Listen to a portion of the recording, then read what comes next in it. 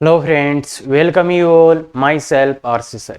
यदि आप IIT JEE की तैयारी कर रहे हैं तो बिल्कुल ये लेक्चर्स आपके लिए हैं बच्चे। तो आज का अपना जो टॉपिक है वो है पेयर ऑफ स्ट्रेट लाइन, और उसमें अपन general pair of straight line देखेंगे कि कब ये general pair of straight line रहेगा और क्या इसके कंसेप्ट रहेंगे, और कुछ ऐसे कंसेप्ट जो आपके क्वेश्चंस को काफी सॉर्ट कर सकते हैं। तो बिल्कुल बच्चे ध्यान से देखिए, एकदम डिटेल में समझने वाले हैं कि क्या होता है, कैसे का करें शुरू। बिल्कुल, तो देखिए बच्चे, general equation of second degree, second degree का जनरल इक्वेशन। तो सेकंड डिग्री का जनरल इक्वेशन कैसे दिखेगा, तो कैसे दिखेगा वो, तो देखिए बच्चे, सेकंड डिग्री मतलब डिग्री दो ही होनी चाहिए, दो से ज्यादा नहीं होनी चाहिए। तो देखो, एक्स स्क्वायर का मैक्सिमम पावर दो, वाई का भी दो, और एक इन दोनों को मल्टीप्लाई करेंगे तो भी x का पावर 1 y का पावर 1, मतलब यहां पे भी दो बन सकते हैं। इसके अलावा और कोई सेकंड डिग्री टर्म होगा नहीं, तो फिर एक x का टर्म, एक y का, एक कांस्टेंट। तो ये जो इक्वेशन होता है बच्चे, इसको बोलते हैं अपन सेकंड डिग्री का जनरल इक्वेशन। और जो ये इक्वेशन होता है, ये पूरी कोऑर्डिनेट ज्योमेट्री को रिप्रेजेंट कर सकता है, ये सर्कल को भी रिप्रेजेंट कर सकता है, ये स्ट्रेट लाइंस के पेयर को भी रिप्रेजेंट कर सकता है, इलिप्स, हाइपरबोला, पैराबोला, सब कुछ यही रिप्रेजेंट करेगा। तो इसको ध्यान से देख लो बच्चे, equation of this represents pair of straight, मतलब ये पेयर ऑफ स्ट्रेट लाइन कब रिप्रेजेंट करेगा, अपने का अब है इसी में, मतलब सबको रिप्रेजेंट कर पाएगा ये। और इसके लिए अपन अलग अलग कंडीशंस देखेंगे, स्टडी करेंगे। पर आज का अपना जो टॉपिक है वो है कि ये equation pair of straight line को कब रिप्रेजेंट करेगा, जब डेल्टा का वैल्यू 0 होगा। डेल्टा क्या होता है, ABC plus 2FGH minus AH square minus BG minus CH।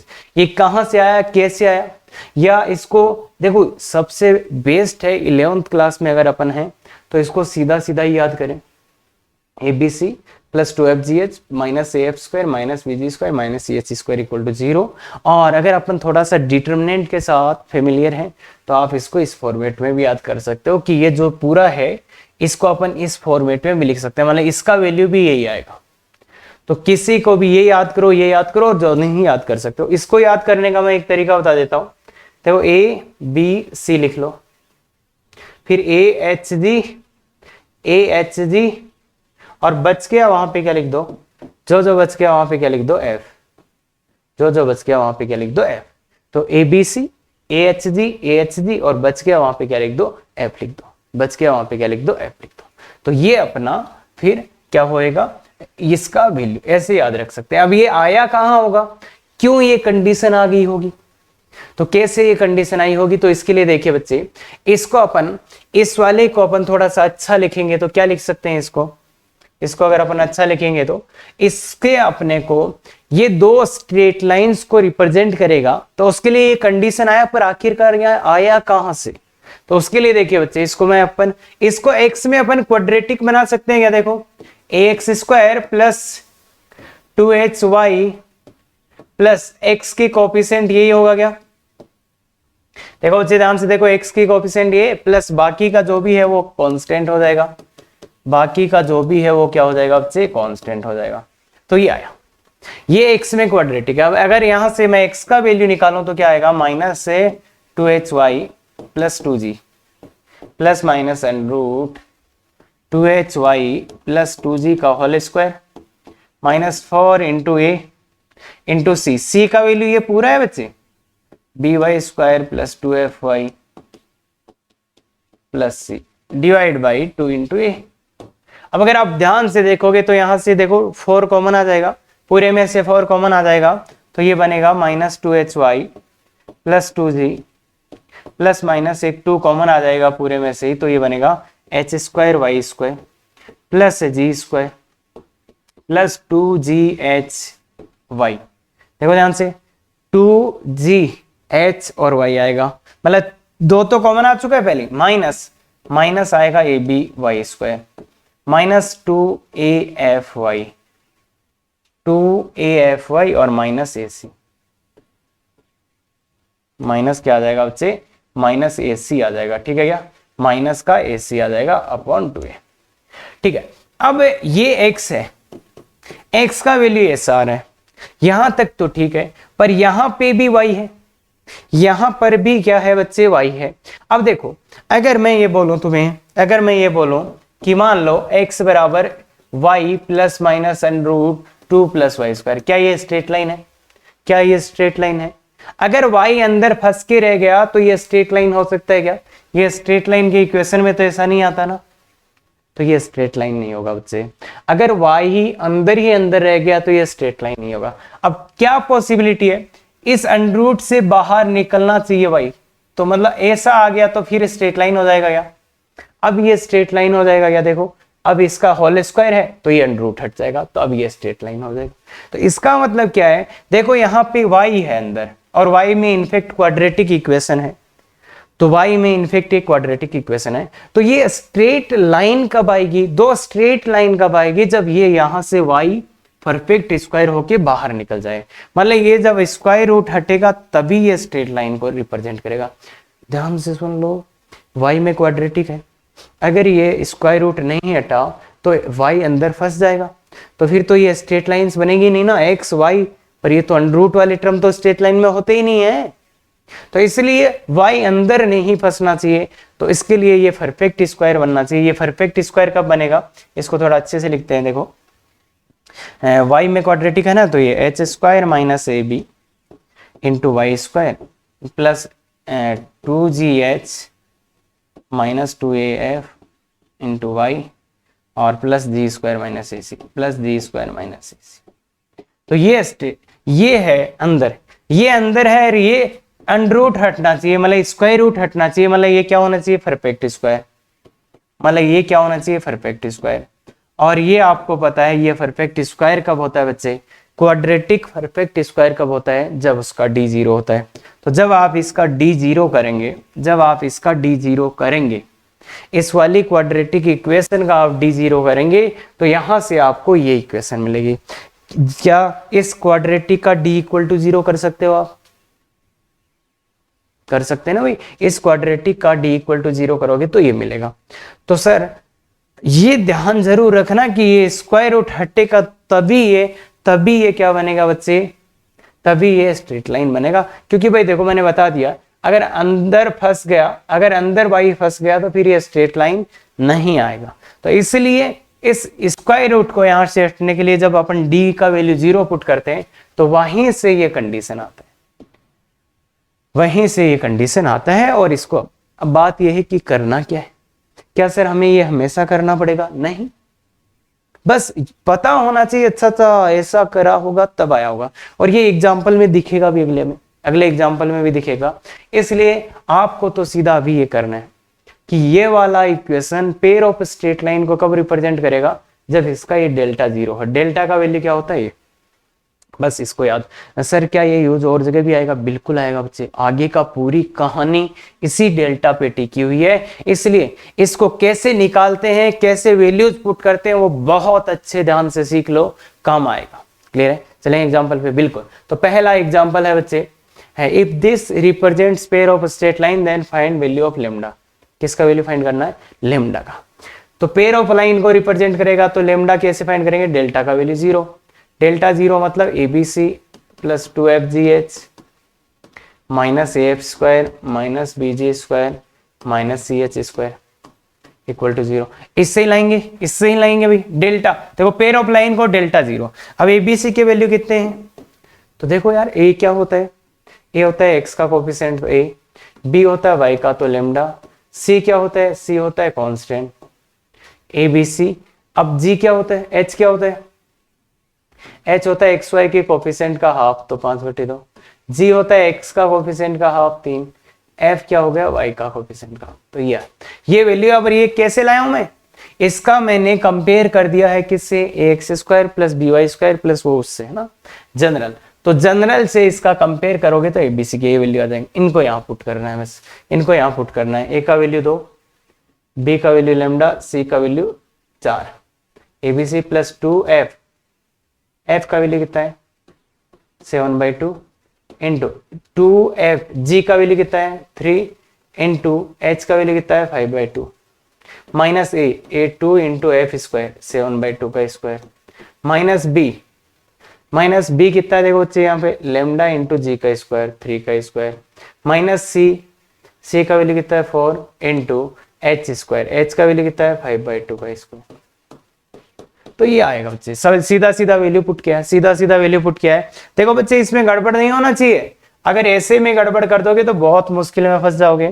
तो इसलिए इसको ध्यान से देखिए, 2 से 2 कटेगा, ये हो जाएगा 105/2 माइनस ये हो जाएगा 49/2, एक 2 से 2 कट जाएगा, ये हो जाएगा -9 लेमडा, ये हो जाएगा 4 से 4 कटेगा 25। तो ध्यान से देखोगे तो ये 8 लेमडा -9 तो माइनस का लेमडा प्लस इन दोनों में 2 एलसीएम ले लो, 2 LCM this minus this 56 minus 25। तो देखो बच्चे ये क्या हो गया माइनस लेमडा प्लस ये 28 माइनस दिस तो 3 इक्वल टू 0, तो लेमडा इक्वल टू 3। तो लेमडा का वैल्यू कितना आ गया बच्चे 3। तो ये पेयर ऑफ लाइन को कब रिप्रेजेंट करेगा, जब लेमडा का वैल्यू होगा 3, जब लेमडा का वैल्यू होगा 3। क्या ये बात क्लियर है बच्चे? तो आराम से देखो बच्चे, कहीं कोई सा भी स्टेप, अब सर इतना बड़ा कैसे होगा, अरे बच्चे ये वैल्यूज पुट करना सीख ले बहुत, और ये तो खुद ही इतनी बार आ जाएगा। तो थोड़े अच्छे से करो बच्चे। हाँ, अब ये जो है ना also find equations, also find equation of lines, इसके 2 मेथड है बच्चे जो अपन यूज करते हैं जनरली। बाकी और भी मेथड्स है जिनको अपन यूज कर सकते हैं, पर इनको बहुत कम ही यूज करते हैं अपन, है ना। तो 2 मेथड है जिनको अपन फ्रीक्वेंटली यूज कर सकते हैं किसके लिए, also find equation of line, line का इक्वेशन फाइंड करने के लिए। तो मतलब ये 2 लाइंस को रिप्रेजेंट कर रहा है, तो उन 2 लाइंस का इक्वेशन क्या होगा, उन 2 लाइंस का इक्वेशन क्या होगा, तो उसको फाइंड आउट करने के लिए जो मेथड पहला यूज करते हैं, मैं पहला मेथड इसमें बताऊंगा, दूसरा मेथड अगले क्वेश्चन में बताऊंगा। क्लियर है क्या? तो पहला मेथड देखिए, इसको अपन x में क्वाड्रेटिक तो बना ही सकते हैं, 2x स्क्वायर प्लस x में quadratic 5x plus 6 into x में क्वाड्रेटिक है, प्लस लेमडा का value 3y square plus 7y plus 4 equal to 0। ये देखो x में क्वाड्रेटिक है, तो यहां से x का वैल्यू निकालने के लिए क्या करेंगे, माइनस का 5y plus 6 plus minus square root plus minus square root 5y plus 6 का होल स्क्वायर, 5y प्लस 6 का whole square minus 4 into a into C, 4a into C. C का वैल्यू क्या बच्चे, ये पूरा सी में आएगा ना, 3y square plus 7y plus 4, ये पूरा का पूरा सी है अपॉन 2 इंटू ए। तो ये देखो बच्चे minus 5x minus 6 plus minus under root, इसको अच्छे से कर देते हैं, तो अच्छे से करोगे तो 25 into Y square plus 60y plus 36 minus 24y square minus 56y minus 32 upon 4। तो अगर आप ध्यान से देखेंगे 5y माइनस 6 प्लस माइनस, देखिए बच्चे ध्यान से देखिए, ये y स्क्वायर होएगा बाई 25 माइनस दिस और प्लस 4y प्लस 4 तो x, तो ये देखो 4x क्रॉस मल्टीप्लाई करते हैं माइनस 5x माइनस 6। देखो ये अपने आप ही हट गया स्क्वायर रूट, ये देखो स्क्वायर रूट यहां से नहीं हटता ना तो कुछ आता ही नहीं, दिख रहा है ना, ये y प्लस 2 है, तो ये y plus 2 plus minus y plus 2। देखो ये स्क्वायर रूट अपने आप ही हट गया, स्क्वायर रूट अपने आप ही हट गया, इसीलिए स्ट्रेट लाइन आ रही है। और क्या आ रहा है, एक बार प्लस लोगे तो क्या आ रहेगा, 4x इक्वल टू, प्लस लोगे तो माइनस का 4y माइनस का 4, और माइनस लोगे तो क्या आएगा बच्चे, यहाँ से माइनस लोगे तो 4x इक्वल टू, माइनस का लोगे तो माइनस का 6y माइनस का 8। तो ये 2 स्ट्रेट लाइन है, मतलब ये किसको रिप्रेजेंट करता था, इसको और इसको, इसको और इसको, इनमें हाँ थोड़ा सा कॉमन वॉमन लेके काट देना तो आराम से आ जाएगा। तो ये पहला मेथड है, और इसमें अपन ने कुछ नहीं सोचा है, सीधा सीधा ये किया है कि क्वाड्रेटिक है x में तो फॉर्मूला लगा दिया। तो इससे भी आ जाएगा, इससे भी आ जाएंगी दोनों लाइनें ऐसे, और आराम से आ जाएंगे। क्यों? क्योंकि ये जो स्क्वायर रूट तो अपने आप ही हटेगा, स्क्वायर रूट है ये तो अपने आप ही हटेगा, अदरवाइज तो ये पेयर ऑफ लाइन नहीं होंगी फिर। क्लियर है क्या बात? तो इसलिए ये पहला मेथड है। तो ध्यान दे, अगर लाइंस, हाँ इससे अच्छा है आगे वाला, पर ये तो अपन सोच सकते हैं ना कि x का वैल्यू निकाल लेते हैं। और अगर देखो बच्चे ऐसी इक्वेशंस में कुछ नहीं हो रहा तो लास्ट में ये तो पता है ना, ये कुछ भी हो x में क्वाड्रेटिक तो है, तो वो कंसेप्ट तो लगा ही सकते हैं, इसलिए पहले मैंने ये बताया। अब आगे चलते हैं। देखिए बच्चे, if this can be resolve into two linear factors, इसके दो लीनियर फैक्टर्स बनाए जा सके। अब अगर आप इसके लीनियर फैक्टर्स बनाने जाओगे तो कैसे होंगे, इसमें x भी है y भी है, तो लीनियर फैक्टर्स कैसे होंगे इसके, मतलब दो लाइंस होंगी बच्चे, ये पेयर ऑफ लाइन को रिप्रेजेंट कर रहा है। अगर लीनियर फैक्टर हो रहे हैं इसके तो मतलब दो लाइंस, मतलब ऐसा ही कुछ ax plus B Y plus C और a1x प्लस b1y प्लस सी। तो मतलब ये बोल रहा है कि इसके दो लीनियर फैक्टर हो, दो लीनियर फैक्टर होने का मतलब दो लाइंस को रिप्रेजेंट करेगा। या देखो बच्चे इसके फैक्टर्स करोगे तो ऐसे ही आएंगे ये दो लाइंस, एक ऐसा फैक्टर एक ऐसा फैक्टर, क्लियर है क्या। तो इसका मतलब ये बोल रहा है into two linear factors, that means ये दो लाइंस को रिप्रेजेंट करेगा, टू लाइंस, मतलब वो होंगी टू लाइंस, और टू लाइंस के लिए आपको क्या लगाना पड़ेगा, डेल्टा जीरो।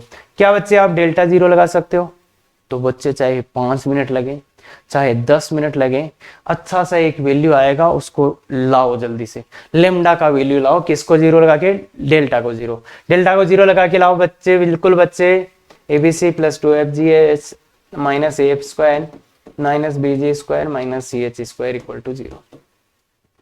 एबीसी के वैल्यू लिख लो पहले, गड़बड़ ना हो कुछ। ए का वैल्यू 1, एच का वैल्यू माइनस का 3/2, बी का वैल्यू 2, सी का वैल्यू, बी का वैल्यू 2, जी का वैल्यू 3/2, एफ का वैल्यू -5/2 और सी का वैल्यू लेमडा। जल्दी से लिख दो बस, ये वैल्यूज यहाँ डाल दो, अपने आप ही आंसर आ जाएगा। ए का वैल्यू 1, बी का वैल्यू 2, सी का वैल्यू लेमडा प्लस 2, एफ का वैल्यू -5/2, जी का वैल्यू 3/2, एच का value -3/2, minus A into F square मतलब -5/2 का whole square minus 2 into G square का मतलब 3/2 का whole square minus lambda into C square lambda into H square, H का मतलब -3/2 का।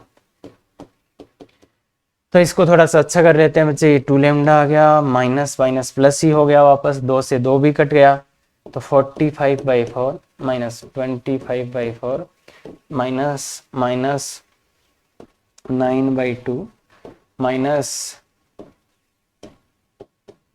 अब देखो 4 से मल्टीप्लाई कर देना चाहिए, तो 8 lambda plus 45 minus 25 minus 18 minus 9 lambda equal to 0। तो ये माइनस लेमडा और ये कितना हो जाएगा बच्चे, ये गया और ये प्लस 2 इक्वल टू 0। तो लेमडा का वैल्यू कितना आ रहा है, 2 आ रहा है। क्या बात क्लियर है बच्चे, लेमडा का वैल्यू कितना आ रहा है, 2 आ रहा है। तो आराम से निकाल सकते हैं क्या, बिल्कुल कर सकते हैं। तो हाँ, तो ध्यान से देखिए बच्चे, ओ सर हमारी गलती होगी, सर सिली मिस्टेक होगी, ये चीजें नहीं भैया। और ऐसे जब पता है फिक्स यही होना है तो क्या सिली मिस्टेक करोगे, और ऐसे में सिली मिस्टेक हो रही है तो बच्चे ये बहुत भयानक है, ध्यान रखें, इनको सुधारना ही पड़ेगा। अब अपन अपने को लाते हैं दूसरा मेथड इसका। ये तो आ गया लेमडा 0, तो ये एक पार्ट खत्म हो गया। Also find equation of lines, तो इसको इक्वेशन ऑफ लाइंस फाइंड करने के लिए अपन क्या करेंगे बच्चे, एक दूसरा मेथड और डिस्कस करने वाले हैं, जिसका अपन यहाँ पे यूज करेंगे। तो दूसरा मेथड क्या है बच्चे, कि इसके सबसे पहले ये करो, मेथड का ही प्रोसेस भी बता रहा हूं, समझा भी रहा हूं, ध्यान से सुनना, कि आप क्या करो, जो होमोजीनियस पार्ट है उसके फैक्टर कर लो, जो होमोजीनियस पार्ट है उसके क्या कर लो बच्चे, फैक्टर कर लो। होमोजीनियस पार्ट के पहले फैक्टर कर लो, तो इसके फैक्टर कर लो। अब इसके फैक्टर करने आते हैं क्या, सबसे पहला स्टेप होमोजीनियस पार्ट के फैक्टर कर लो, तो लिख भी लेना साथ साथ। तो इसके फैक्टर कर लो, तो x into x minus 2y, minus x common आया तो x माइनस 2y, और अगर आप ध्यान से देखोगे तो इसमें से x माइनस 2y कॉमन आ जाएगा और x माइनस y, क्लियर है। ये दो फैक्टर हो गए। सबसे पहला काम होमोजीनियस पार्ट के फैक्टर कर लो, तो जो लाइनें आएंगी उनमें इतना इतना पार्ट तो आ गया। अब अपन इनको क्या कर देते हैं, पहले वाली लाइन में एक C1 जोड़ दो, पहले वाली लाइन में एक क्या जोड़ दो, C1, दूसरे वाली लाइन में C2 जोड़ दो, तो यही हो सकता है क्या जनरल लाइन का इक्वेशन?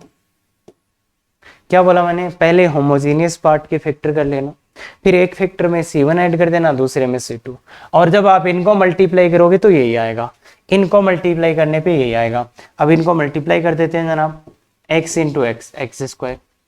अब एक्स वाई कितना आएगा? तो इस x को इससे करोगे तो माइनस का एक्स वाई, और इस y को इससे करोगे तो माइनस का 2xy, तो ओवरऑल कितना आया? माइनस का 3xy।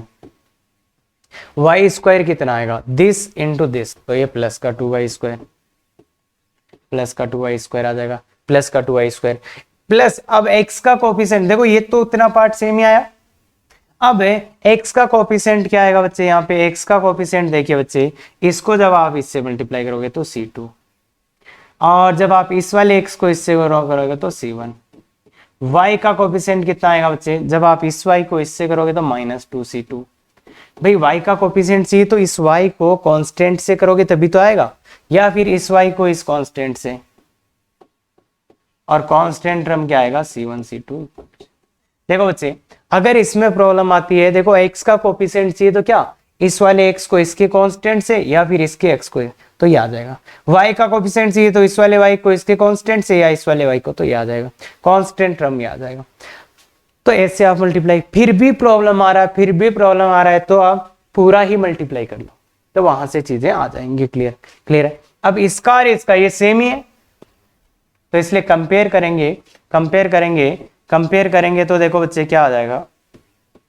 x का कोफिशिएंट यहाँ है C2 plus C1 that is equal to -3, और y का कोफिशिएंट है -2C2 minus C1 is equal to -5, और एक है C1 C2 is equal to 2। ये क्या बच्चे? कांस्टेंट x का कोफिशिएंट y का कोफिशिएंट कंपेयर करने पे आ रहा है। अब अगर आप इन दोनों से वैल्यू निकालोगे, C1 C2 का, तो दोनों को ऐड कर देंगे। दोनों को ऐड करते ही C1 गायब हो जाएगा, -C2 इक्वल टू -2, तो C2 वैल्यू 2 आ जाएगा, और C2 का वैल्यू 2 आ जाएगा, तो C1 का कितना आ जाएगा? C1 का 1 आ जाएगा। C2 का वैल्यू 2, C1 का वैल्यू 1, तो ये आ गया। और ये ऑटोमेटिकली थर्ड इक्वेशन को सेटिस्फाई करेगा। ये ऑटोमेटिकली इसको क्या करेगा बच्चे? सेटिस्फाई करेगा। ये इसको क्या करेगा? सेटिस्फाई करेगा। देखो सेटिस्फाई कर रहा है ना इसको, तो हमेशा ही करेगा, क्योंकि दो ही वेरिएबल है, तो दो इक्वेशन से आप सोल्व करना, जो वैल्यू आएगा वो हमेशा ही इसको सेटिस्फाई करेगा, तभी ये पेयर ऑफ लाइन का इक्वेशन है, अदरवाइज नहीं। तो इसलिए अपना आंसर क्या हो जाएगा बच्चे? इसमें C1 का वैल्यू डाल दो, इसमें C2 का वैल्यू डाल दो, तो इसमें C1 का वैल्यू डाल दो और इसमें C2 का वैल्यू, तो वो अपना आंसर हो जाएगा दो लाइंस का इक्वेशन। जैसे इसमें x minus 2y plus 1 equal to 0, एक लाइन ये हो गई, दूसरी x minus Y plus 2 equal to, तो ये आपकी दो लाइन होगी। क्लियर है क्या? क्लियर है क्या? तो ये दो लाइन्स आपकी हो जाएंगी, कुछ नहीं करना। अब इसका अगर आपको ये अच्छा लगे तो इससे कर लो, पीछे वाला लगे तो पीछे वाला। बाकी इसमें मैं फिर से बता देता हूं, स्टेप्स 1 और 2 स्टेप इन्वॉल्व है। सबसे पहले होमोजीनियस पार्ट के फैक्टराइज कर लो। सर नहीं हो तो फिर तो भाई मुश्किल ही है, मतलब इससे हो जाएगा तो ठीक है, अदरवाइज तो फिर क्वाड्रेटिक वाला इक्वेशन यूज करना पड़ेगा, क्योंकि ये बहुत ही खतरनाक हो जाएगा और वो पूछा भी नहीं जा सकता फिर। हाँ, तो या तो इसके कर लो, इसके फैक्टराइजेशन करो, फिर एक में C1 ऐड करो, C2, फिर दोनों को मल्टीप्लाई कर दो, तो वही ये लाइन होगा, तो इसलिए उससे आप आंसर निकाल लेना। क्लियर है बच्चे? ठीक है, अच्छे से, बिल्कुल ठीक है। चले आगे चलते हैं। तो हाँ, intersection point of pair of straight lines. अब देखो बच्चे, ये जो इक्वेशन है अपना ax square plus 2hxy plus by square plus 2gx plus 2fy, ये अगर पेयर ऑफ लाइन को रिप्रेजेंट करे, पेयर ऑफ लाइन को रिप्रेजेंट करे, तो उसका इंटरसेक्शन पॉइंट या तो अपन दोनों लाइनें निकाल लें। जैसे अभी देखो, पिछले में अपन ने दोनों लाइनें ही निकाल ली है क्या, तो इनका इंटरसेक्शन पॉइंट निकाल लो। तो ये तो लेंथी तरीका है। अगर आपको केवल और केवल इंटरसेक्शन पॉइंट ही चाहिए, तो उसका एक शॉर्टकट वे है, जिसका प्रूफ तो अपने सिलेबस में नहीं है, पर उस बेस से अपन कर सकते हैं। अगर इसको आपको चाहिए क्या, इंटरसेक्शन पॉइंट ही चाहिए, तो एक तरीका होता है, उसको बोलते हैं पार्शियल डिफरेंशिएशन। तो इसमें क्या होता है, एक बार तो x के रेस्पेक्ट में पार्शियल डिफरेंशिएट करते हैं y को कांस्टेंट मानते हुए, और दूसरी बार y के रेस्पेक्ट में पार्शियल डिफरेंशिएट करते हैं x को कांस्टेंट मानते हैं, फिर दोनों को सोल्व करके इंटरसेक्शन पॉइंट लाते हैं। तो देखो इसका मैं x के रेस्पेक्ट में कर रहा हूं partial differentiation with respect to x assuming y constant. y constant बच्चे, पार्शियल का मतलब यही होता है कि y को आप क्या मान लो, कांस्टेंट मान लो। अगर x के रेस्पेक्ट में आप डिफरेंशिएशन कर रहे हो तो y को कांस्टेंट मान लो, बस यही मतलब है। तो बच्चे बताओ इसका क्या हो जाएगा, a इंटू एक्स स्क्वायर का 2x। भाई ये तो जानते हो ना, x की पावर n का डिफरेंशिएशन जानते हैं ना बच्चे, n इंटू एक्स की पावर n माइनस 1, ये आता है आपको, ये मान के कर रहे हैं। हाँ अब x के रेस्पेक्ट में करना है तो देखो 2hy कांस्टेंट है, 2hy कांस्टेंट है, और x का कितना हो जाएगा बच्चे 1, प्लस इसका करना है x के रेस्पेक्ट में 0। क्यों भाई, y कांस्टेंट है इसलिए इसका 0, और प्लस ये 2g कांस्टेंट है 2g और x का 1, प्लस ये 0 प्लस ये 0 इक्वल टू 0। तो ये कितना आ गया, 2ax plus 2hy plus 2g equal to 0। तो ये आ जाएगा। ऐसे ही y के रेस्पेक्ट में करते हैं partial differentiate with respect to y। x को कांस्टेंट मानना है, x को कांस्टेंट मानते हुए, x को कांस्टेंट मानना है तो देखो बच्चे इसका 0 हो जाएगा फर्स्ट का, प्लस 2hx ये तो कांस्टेंट है और y का करना है तो 1 हो जाएगा, 2hx कांस्टेंट है y का 1 हो जाएगा, plus b into Y, b तो कांस्टेंट है, y स्क्वायर का 2y हो जाएगा, प्लस 0 2gx का 0, क्यों, क्योंकि x कांस्टेंट है इसलिए, प्लस 2f तो कांस्टेंट है, y का 1 हो जाएगा इक्वल टू 0। तो इसलिए ये आ जाएगा 2hx plus 2by plus 2f equal to 0। इसको थोड़ा अच्छा लिख देते हैं बच्चे, 2hx plus 2by plus 2f equal to 0। तो इसका और इसका मतलब 1 और 2 इनका इंटरसेक्शन जो पॉइंट होएगा, इसको और इसको सॉल्व करके इंटरसेक्शन पॉइंट निकाल लेना, तो वो ही उन दोनों लाइनों का इंटरसेक्शन पॉइंट होगा। और एक बात, अब बच्चों को कई बार कंफ्यूजन ये हो जाता है कि क्या सर ये जो दो लाइनें रिप्रेजेंट कर रहा है वो लाइनें ये है, नहीं बच्चे, ये लाइनें वो नहीं है, अदरवाइज तो झंझट ही नहीं था, सीधा ही निकाल लेते। तो ये लाइनें वो नहीं है, पर इनको सॉल्व करके जो आप इंटरसेक्शन पॉइंट निकालोगे इनसे, वो क्या आ जाएगा बच्चे, वो ही पॉइंट आ जाएगा जो उन लाइनों का इंटरसेक्शन पॉइंट है। तो इसलिए ध्यान रहे, तो ये किसके लिए यूज करते हैं, केवल और केवल ओनली फॉर इंटरसेक्शन पॉइंट। ध्यान रहे ये केवल इंटरसेक्शन पॉइंट के लिए ये अप्रोच है कि इंटरसेक्शन पॉइंट सीधा चाहिए तो क्या कर देना, x के रेस्पेक्ट में और y के रेस्पेक्ट में पार्शियल डिफरेंशिएट कर देना और उनका इंटरसेक्शन पॉइंट निकाल लेना, दोनों जो भी आए। क्लियर है बात। अब ये तो भैया ये तो सर्कल को भी रिप्रेजेंट कर सकता है, ये तो पैराबोला को भी रिप्रेजेंट कर सकता है, हाइपरबोला को भी और इलिप्स को भी। तो अगर उनको रिप्रेजेंट करेगा तो जब अपन ये करेंगे तो फिर क्या आएगा, ये सेम प्रोसेस करेंगे। मान लो जब दो लाइनें को रिप्रेजेंट कर रहा है तो उसका इंटरसेक्शन पॉइंट आ रहा है, और जब ये इलिप्स को सर्कल को रिप्रेजेंट करेगा उस टाइम क्या आएगा, इससे इसी मेथड से। तो क्या आएगा बच्चे, इसी मेथड से क्या आएगा, if equation represents curve then this method will give centre of the curve. क्या देगा, कर्व का क्या दे देगा बच्चे, सेंटर। क्या दे देगा, कर्व का सेंटर आ जाएगा। तो ध्यान रखना ये इलिप्स हाइपरबोला को रिप्रेजेंट करेगा तो उस टाइम यही मेथड अपन यूज कर लेंगे किसके लिए, सेंटर के लिए। तो इसका एक एग्जांपल भी लेंगे अपन। चलो आगे चलते हैं। फिलहाल तो एंगल बिटवीन दिस, अब अपन ने देखो एंगल बिटवीन दिस पढ़ा था,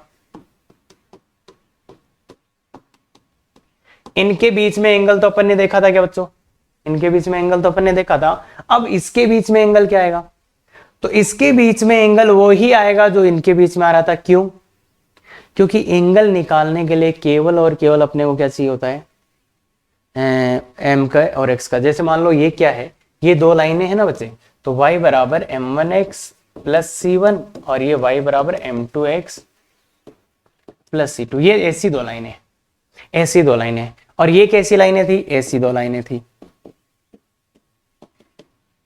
ये भाई जनरल इक्वेशन है, तो ये ऐसी दो लाइनों का प्रोडक्ट है और ये ऐसी दो लाइनों का प्रोडक्ट है। अब मुझे ये बताओ अगर ये ऐसी दो लाइनें हैं तो इन दोनों के बीच में एंगल भी m1 m2 से आएगा और इन दोनों के बीच में भी m1 m2 से आएगा एंगल। तो इन दोनों लाइनों और इन दोनों लाइनों के बीच में एंगल बराबर ही होगा क्या? अरे भाई देखो, इसके बीच में लाइन एंगल लिखो, इसके बीच में एंगल का इक्वेशन क्या आएगा? m1 minus m2 upon 1 plus m1 m2। बच्चे यही ना, अगर ये दो लाइनें तो एंगल ये आएगा, और इन दो लाइनें, अगर ये दो लाइनें तो भी एंगल ये आएगा, और इनके लिए भी यही आएगा। तो इसका मतलब क्या है? चाहे ये हो या ये हो, एंगल हमेशा वही आएगा जो इनके बीच में आया था। एक बात तो ये होगी, लॉजिकल तो ये। अब अपन ने एक बात और बोला था कि जब भी स्लोप इन्वॉल्व हो तो पीओएसएल के होमोजीनियस पार्ट में y by X equal to m रखना है। तो इसलिए यहाँ पे स्लोप की बातें कर रहे हैं। तो इसका मतलब अपन क्या कर सकते हैं, जो ये इतना होमोजीनियस पार्ट है ना, इसको यूज कर सकते हैं। मतलब अगर स्लोप इन्वॉल्व हो तो चाहे कोई सा ही पीओएसएल हो, केवल इतना पार्ट यूज कर लेना, कि केवल इतना पार्ट यूज कर लेना, तो इतना ही पार्ट यूज कर लेना, और इसको वही HM प्लस BM इसको, चाहे पीओएसएल ये हो या ये हो, जब स्लोप की बात होगी तो केवल और केवल यही पार्ट यूज आएगा, बाकी का कोई काम नहीं है। इसलिए ध्यान रखना, चाहे ये वाला हो या ये वाला, जो अपन ने टेन थीटा का फॉर्मूला पढ़ा था वो सेम ही रहेगा। टेन थीटा बराबर जो दिया था ना, 2 times N root H square minus AB upon A plus. तो यही सूत्र बच्चे यहाँ आएगा, ध्यान रखना, इसके लिए भी यही सूत्र होगा। क्लियर है बच्चे? बिल्कुल ठीक है। अब एक बहुत ही गजब का स्टेटमेंट है जिसका फीलिंग या डेरिवेशन तो शायद इतना इंपॉर्टेंट नहीं है, पर इसका रिजल्ट का यूज बहुत खतरनाक है, कि बड़े बड़े क्वेश्चंस को ये छोटा कर सकता है, बड़े बड़े क्वेश्चंस को ये छोटा कर सकता है। इसलिए ध्यान से याद रख लो इसको। POSL parallel to this whose point of intersection is alpha beta। एक ऐसा पेयर ऑफ स्ट्रेट लाइन चाहिए जो इसकी जो दो लाइनें हैं उनके क्या हो, पैरेलल। मतलब एक ऐसे लाइंस का पेयर चाहिए जो इसके पैरेलल हो। मतलब यहां पे भी दो लाइनें हैं तो इनके पैरेलल हो, पर बस पॉइंट ऑफ इंटरसेक्शन चेंज हो जाएगा। पॉइंट ऑफ इंटरसेक्शन क्या है? Alpha beta. तो अगर ऐसा चीज आता है तो फिर अपन क्या लिखते हैं, मतलब पैरेलल, इसके पैरेलल होगा, तो इसका मतलब मैं ऐसे भी बोल सकता हूं कि इसके पैरेलल। क्यों? क्योंकि ये इसके पैरेलल है ना बच्चे। क्यों पैरेलल है? अरे भाई वो देखो, अभी भी देखा था y बराबर m1x, देखा था अभी भी। तो ये लाइन बोलो या ये सेम ही है, मतलब ये इसके पैरेलल है, पर इसका इंटरसेक्शन क्या आ गया? 0 0। और अपने को इंटरसेक्शन पॉइंट देखो, इस वाले का, अगर इस वाले का मैं पूछूं तो इंटरसेक्शन पॉइंट 0 0 था। अब अगर मुझे इंटरसेक्शन पॉइंट चाहिए अल्फा बीटा, तो ऐसी सिचुएशन में क्या करते हैं अपन, x की जगह पे क्या रखते हैं बच्चे? x की जगह पे x माइनस अल्फा और y की जगह पे y माइनस बीटा। देखिए बच्चे ध्यान से देखना, इसका 0 0 था, इसका इंटरसेक्शन पॉइंट 0 0 था। अब मुझे क्या चाहिए? Alpha beta. तो मैं इस इक्वेशन में क्या रख दूंगा? x माइनस अल्फा और y की जगह y। तो ये क्या आ जाएगा? ये x माइनस अल्फा का whole square plus 2h x minus alpha y minus beta plus b into Y minus beta. खत्म, ये आ जाएगा। तो अगर इस इक्वेशन का इंटरसेक्शन 0 0 था तो इसका क्या आ जाएगा? अल्फा बीटा आ जाएगा। ये याद रखना, सीधा सीधा याद रखना, सीधा सीधा, कोई भी कंफ्यूजन नहीं। सीधा याद रखोगे काम हो जाएगा, नहीं याद रखोगे नहीं होगा। तो अगर ये इक्वेशन है तो इसके एक पैरेलल, इसी के पैरेलल चाहिए अल्फा बीटा, तो x की जगह अल्फा वाई।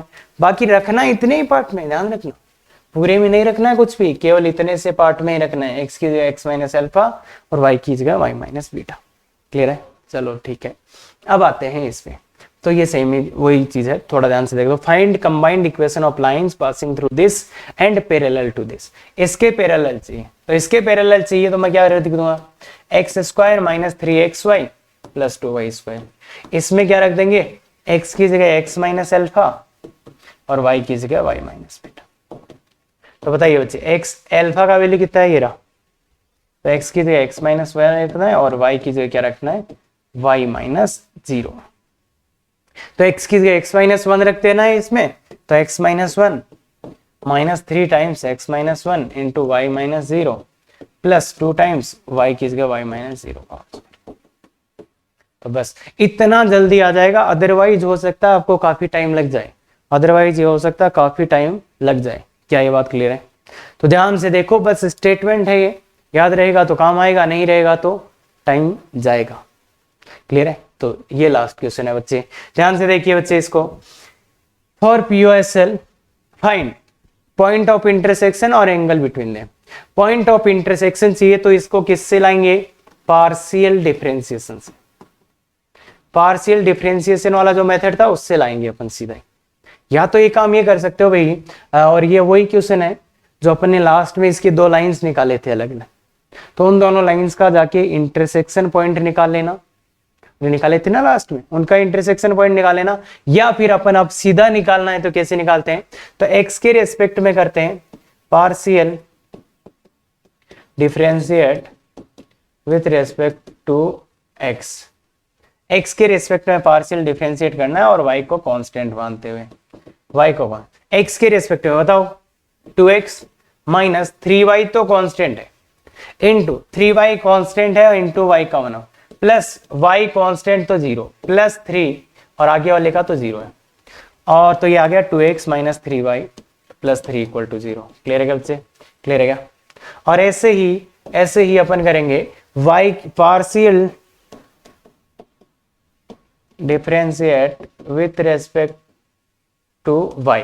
x को कांस्टेंट मानना है, x को कांस्टेंट मानते हुए, x को कांस्टेंट मानना है तो ये 0 हो जाएगा, माइनस 3y।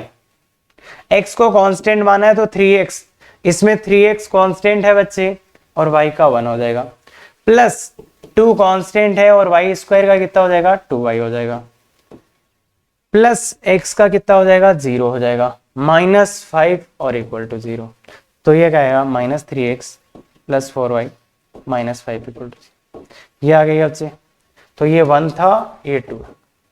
अब 1 और 2 को सॉल्व करके किसका वैल्यू लाना होता है, x और y को।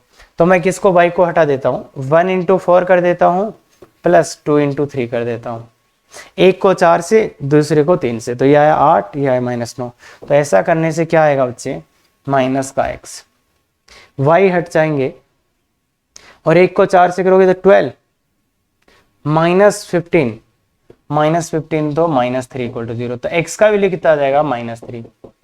और जब आप x का वैल्यू यहाँ माइनस 3 पुट करोगे, x का वैल्यू माइनस 3 पुट करोगे तो ये आ जाएगा y का वैल्यू माइनस 1। तो ये इंटरसेक्शन पॉइंट आ गया बच्चे minus 3 minus 1, minus 3 minus 1 intersection point आ गया। और इसकी तो अपन लाइंस भी निकाले थे, वापस वहां जाके निकाल लेना, सेम ही आएगा। क्या बात क्लियर है? हाँ, अब अपन निकालते हैं एंगल। तो एंगल का तो सीधा फॉर्मूला है tan theta equal to 2 times H square minus A B R है, दोनों के लिए सेम ही होता है, सीधा सीधा वैल्यू रख दो, 2 टाइम्स एच स्क्वायर, एच मतलब माइनस 3/2 का whole square minus A into B upon A plus B. तो थोड़ा ध्यान से देखिएगा, 9/4 माइनस 2 अपॉन 3, ये आ रहा है बच्चे 9/4। थोड़ा ध्यान से देख लो, 3/2 का whole square minus A B, तो 9/4 माइनस 2, 9/4 माइनस 2, तो ये 2 से 2 कट जाए, देखो कितना 1/4, तो ये तो कट ही जाएगा, 1/3 आ जाएगा। तो टेन थीटा का वैल्यू कितना आ गया, 1/3। H square minus A B, 9/4 minus 1/2, तो ये आ जाएगा 8, और तो ये, तो टेन थीटा 1/3 आ गया। तो थीटा कितना आ गया बच्चे, टेन इनवर्स 1/3। ऐसे लिख सकते हो, एक एंगल ये आया तो दूसरा एंगल क्या आ जाएगा, एक एंगल ये आया तो दूसरा एंगल पाई माइनस थीटा भी आ जाएगा बच्चे, ध्यान रखना। एक एंगल थीटा तो दूसरा पाई माइनस थीटा, भाई दो एंगल्स होते हैं ना, दो एंगल्स होते हैं तो इसलिए आएगा। अब इसी का एक बहुत अच्छा पार्ट करने वाले हैं, किसका, x square minus 3xy plus 2y square plus 3x -5 plus 2 angle bisector. इसका एंगल बाइसेक्टर आप कैसे निकालोगे? तो दो मेथड बताऊंगा। पहला मेथड तो मैं बता देता हूं आपके लिए, फाइंड लाइंस। क्या इसका दो लाइन फाइंड कर लो, दो लाइन आ जाएगी, फाइंड लाइंस। फिर पहला स्टेप हो गया, फिर क्या होगा? Find their angle bisector. अरे भाई इसका तो फॉर्मूला है ना एंगल बाइसेक्टर, तो उनके एंगल बाइसेक्टर फाइंड कर लेंगे। फिर तीसरा स्टेप क्या हो जाएगा? फाइंड एंगल बाइसेक्टर का pair, find POSL for angle bisectors. तो एंगल बाइसेक्टर है उनके लिए POSL निकाल लो, पेयर ऑफ स्ट्रेट लाइंस। मतलब दोनों एंगल बाइसेक्टर्स को पहले लाइन फाइंड कर लो इसको सॉल्व करके, जो कि अपन ने फाइंड कर रखी है। उनके बाद दो लाइन आ गई तो उनके बाइसेक्टर फाइंड कर लोगे, और फिर उन बाइसेक्टर्स को मल्टीप्लाई करके बाइसेक्टर्स का पेयर फाइंड कर सकते हो। तो ये तरीका। दूसरा तरीका क्या हो सकता है? दूसरा तरीका ये हो सकता है, अपन इतने का एंगल बाइसेक्टर निकालते हैं पहले, इतने का एंगल बाइसेक्टर निकालते हैं। तो वो कैसे आएगा? X square minus Y square upon A minus B upon X Y by H. तो एक्स सीधा सीधा वैल्यू पुट कर देते हैं, X square minus Y square upon 1 minus 2, तो -1 equal to X Y by H. H का value कितना है? -3/2। तो ये प्लस हो जाएगा और इधर मल्टीप्लाई कर दो तो 3x स्क्वायर, ये 2 ऊपर चला जाएगा, -2xy और -3y स्क्वायर इक्वल टू 0। ये आ गया बच्चे। ये कितने पार्ट का आएगा? इतने पार्ट का। अब अपने को पता था इसका, अभी भी अपने इंटरसेक्शन पॉइंट निकाला था क्या? -3, -1। ये इसका आया था इंटरसेक्शन पॉइंट। अब देखो इसके होमोजीनियस पार्ट का एंगल बाइसेक्टर है। अब इस पूरे का जो एंगल बाइसेक्टर आएगा वो इसी के पैरेलल आएगा, इसी के पैरेलल आएगा, पर उसका सेंटर क्या होगा? यहाँ पे। मतलब इस पूरी लाइंस का जो एंगल बाइसेक्टर का इक्वेशन आएगा वो इसके पैरेलल आएगा, और उसका पॉइंट ऑफ इंटरसेक्शन क्या होगा? ये। तो इसलिए x की जगह क्या रख दें? x माइनस एल्फा, मतलब x की जगह क्या रखा जाएगा? x plus 3। भाई अल्फा बीटा के मान है ना ये, इसको शिफ्ट कर देते हैं इस पॉइंट पे ना, और y की जगह क्या रखा जाएगा? y minus beta, that is y की जगह क्या रखा जाएगा? y plus 1। क्लियर है क्या? तो x की जगह x प्लस 3 और y की जगह y प्लस 1। तो ये वैल्यूज अपन इसमें रख देते हैं। तो 3 टाइम्स, मतलब इनका एंगल बाइसेक्टर का जो पेयर आएगा वो इसके पैरेलल आएगा, और उसका पॉइंट ऑफ इंटरसेक्शन ये आएगा। भाई इनका जो भी दो लाइनें हैं तो इनके एंगल बाइसेक्टर का पॉइंट ऑफ इंटरसेक्शन वही होगा ना जो इन लाइनों का है, तो इसलिए ये आएगा। तो x की जगह x प्लस 3 रखा और y की जगह y प्लस 1 रखा।